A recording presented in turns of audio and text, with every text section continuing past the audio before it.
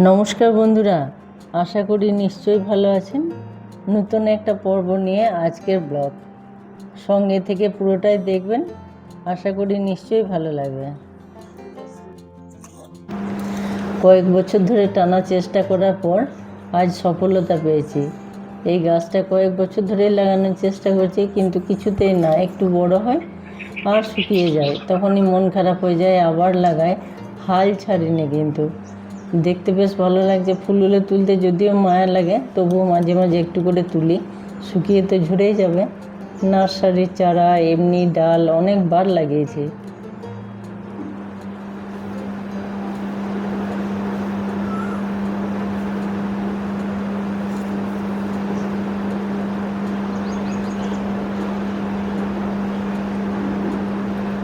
এখন তো গান্ধার বাজার শেষ, শুধুমাত্র জবা।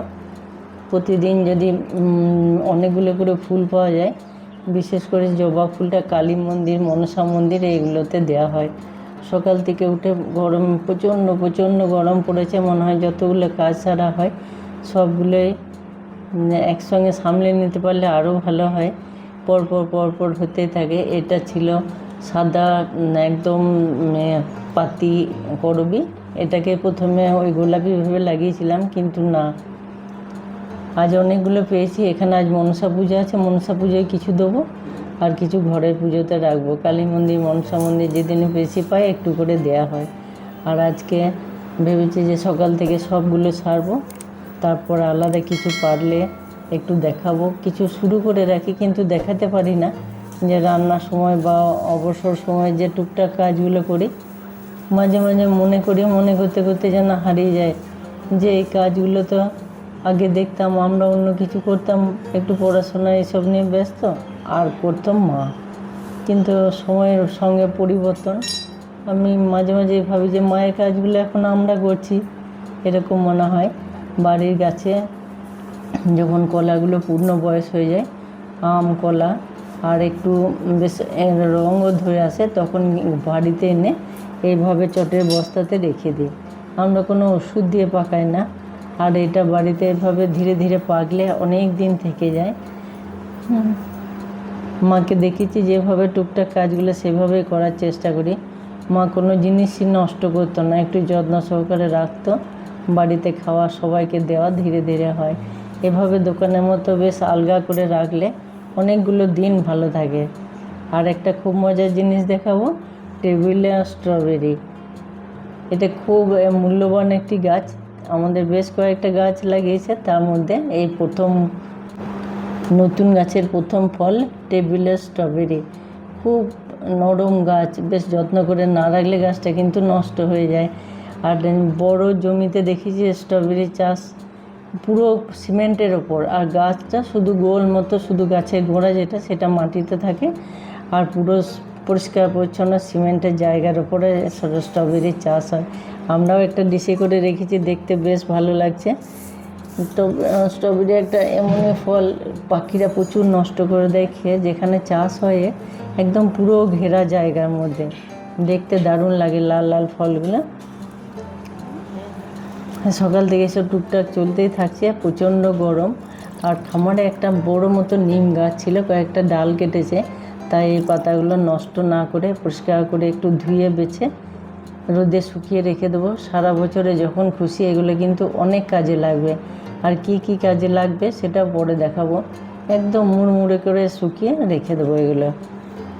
একটার পর একটা স্নান সারার পর এই কাজগুলো আর করতে ইচ্ছা করে না।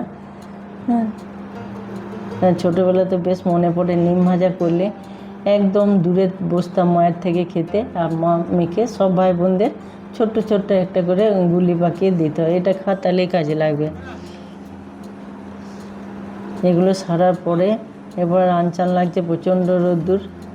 এরপর স্নান সেরে তারপর বাকি কাজগুলো সারবো।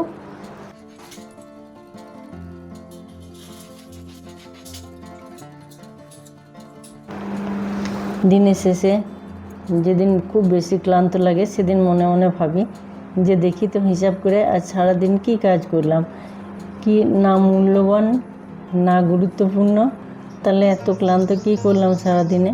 তবুও প্রতিদিন কিছু না কিছু কাজ বেরিয়ে যায় আর সেগুলো করতে হয়।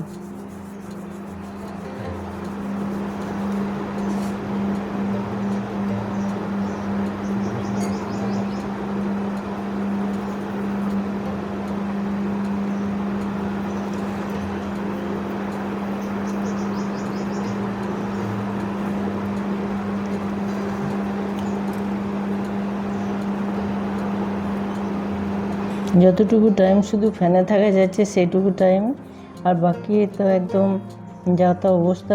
কয়েকদিন কারেন্টেরও খুব গোলমাল চলছে, প্রচণ্ড গোলমাল। আর এই ফাঁকা জায়গাটাতে আমার এখানে লক্ষ্মী পুজো, নারায়ণ পুজো, মুখ পুজো, সারাদিনে যে সমস্ত সারা বছর যে সমস্ত পুজোগুলো হয় এই জায়গাটাতেই হয়। এরপর ভাবছি যে চটপট যদি রান্নাটা সেরে নিতে পারি তাহলে অনেক সুবিধা হবে। আর প্রচণ্ড রোদ দেখে সর্ষেগুলো দেওয়া হয়েছে, বেশ ভালো যদি মুচমুচে হয়ে শুকিয়ে যায় তেলটা কিন্তু খুব ভালো, একদম টাটকা ফ্রেশ তেল হবে। গ্যাসের এখন প্রচণ্ড সমস্যা। মুড়ির জন্য একটু ছোলা আর আলু একসাথে সেদ্ধ করে নেবো। এদিকে মুড়ি খাওয়াটা হবে আর এদিকে রান্নাটা বসিয়ে নেবো।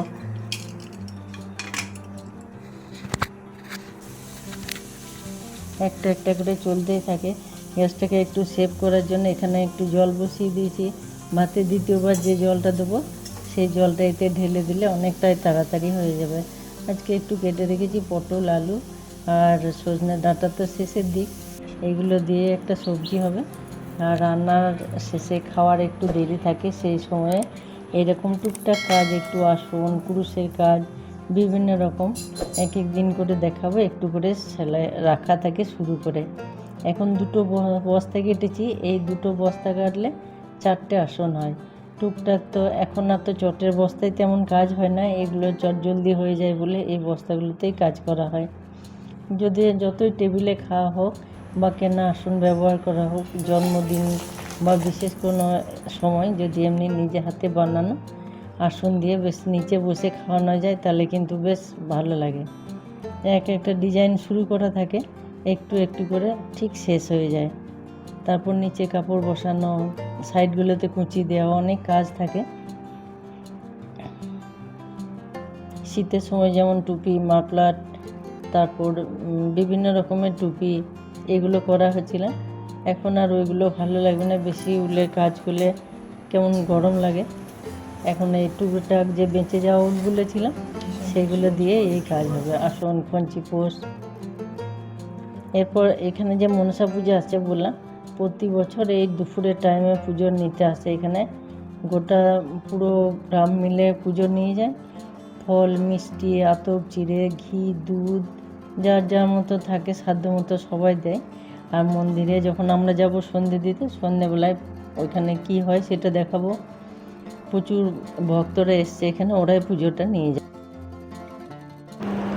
দেখতে দেখতে টুক করে একটা সাবস্ক্রাইব আর মিষ্টি একটা কমেন্ট, ভালো লাগলে একটা শেয়ার অবশ্যই করবেন।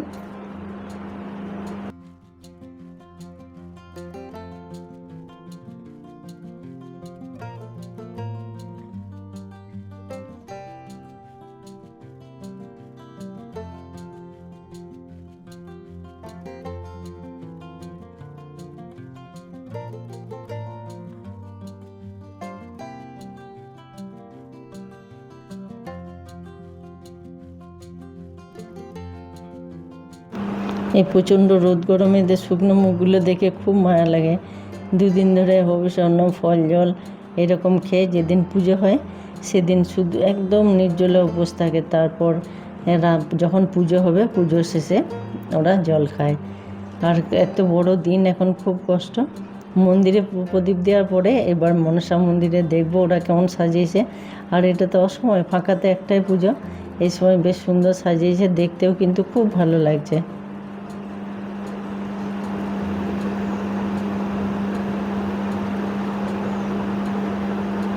উৎসব অনুষ্ঠান মানে বিশেষ করে বাচ্চারা, মেয়েরা সবাই একসঙ্গে একটু দাঁড়ানো, গল্প, সময়গুলো ভালোই কাটে। আমরাও একটু দাঁড়িয়ে গেলাম। এরপর বেশ কিছুটা ফাঁকাতে ফিরে আসার সময় এখানে চলছে এদের রান্না, ওই জায়গাটিও একবার দেখে যাব।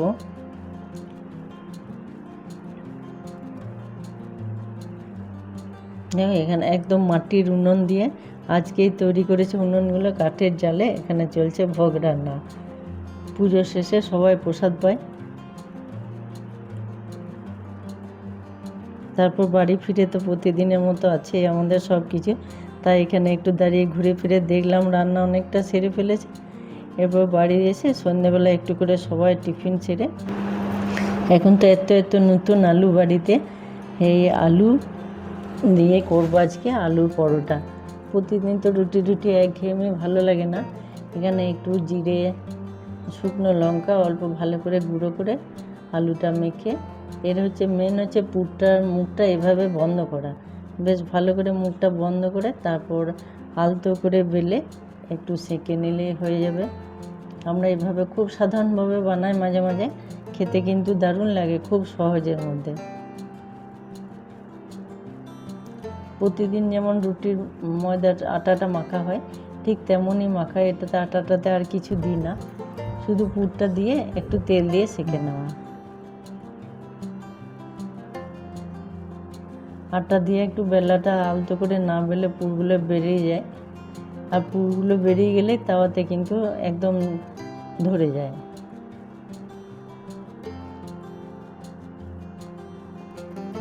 কোনো নতুনত্ব থাকে না, সারা দিন রাতে যতক্ষণ না খেয়ে শোয়া হয় একটার পর একটা চলতেই থাকে। এগুলো হওয়ার পর যদি খেতে একটু দেরি থাকে তখন কোনো দিন একটা করে কাজ ছেড়ে রাখলে বেশ সকালের দিকে অনেকটা সুবিধা হয়। আর এগুলো পরোটা শেখার সময় এভাবে দুটো তাওয়া নাহলে খুন্তি যদি ব্যবহার করা হয় তাহলে কিন্তু তেলের ছিটকাগুলো আসে না, খুব সুন্দরভাবে সব ভাজা যায়। বেশ কিছুটা সময় আছে বলে এটা একটু বেছে কুটে রাখবো, আর কিছু সবজি কেটে ধুয়ে শুকিয়ে রেখে দেবো। আজকে ব্লগটি কেমন লাগলো অবশ্যই জানাবেন বন্ধুরা, আর দেখতে দেখতে একটা সাবস্ক্রাইব আর একটা লাইক কমেন্ট অবশ্যই করবেন। এগুলো জল ঝরিয়ে শুকনো কাপড়ে জড়িয়ে রেখে দেবো, তাহলে অনেক ভালো থাকে আর সুবিধাও হয় খুব সকালে। সাবস্ক্রাইবটা অবশ্যই করবেন, এটা এগিয়ে যেতে সাহায্য করে। আজকের মতো এখানেই, আর একটা কমেন্ট অবশ্যই করবেন।